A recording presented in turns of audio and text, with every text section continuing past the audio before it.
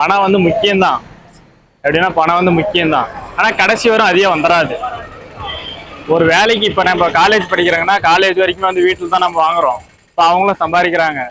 அவங்களும் கஷ்டப்பட்டு தான் சம்பாதிக்கிறாங்க. ஏன்னா நம்ம பசங்களாம் வந்துட்டாங்கன்னா இப்போ அவங்க சம்பாதிக்கணும், நம்ம வந்து புரிஞ்சுக்கணும். கஷ்டப்பட்டு வேலை செய்கிறாங்க, செலவு பண்ணக்கூடாது அதிகமாக. நம்ம இப்போ ஸ்டூடெண்ட்ஸாக இருக்கிறப்ப அதை நம்ம செலவு பண்ணக்கூடாது. ஏதோ ஒன்று அப்படியே ஒரு சேவிங்ஸ் மாதிரி வச்சு நம்ம கடைசியில் ஏதோ ஒன்று வீட்டுக்கோ கூட பண்ணலாம். இல்லைன்னா ஏதோ வச்சு இப்போ பர்த்டே அந்த மாதிரி ஏதாச்சும் வந்தால் கூட ஏதாச்சும் ஒரு அன்னதானங்கன்னு இந்த மாதிரி ஏதோ ஒன்று பண்ணலாம். அது ஒரு நல்ல விஷயம். இப்போ நம்ம இதே முடிச்சுட்டு போகிறப்ப பணம்ன்ற ஒரு வரப்ப காதல் வாழ்க்கையில் போகிறாங்களா, காதல் வாழ்க்கையில் போகிறப்ப இந்த பணம் எப்படியும் வந்து செலவு ஆகத்தான் செய்யும். காதல்னு போயிட்டாரு செலவாக தான் செய்யும்.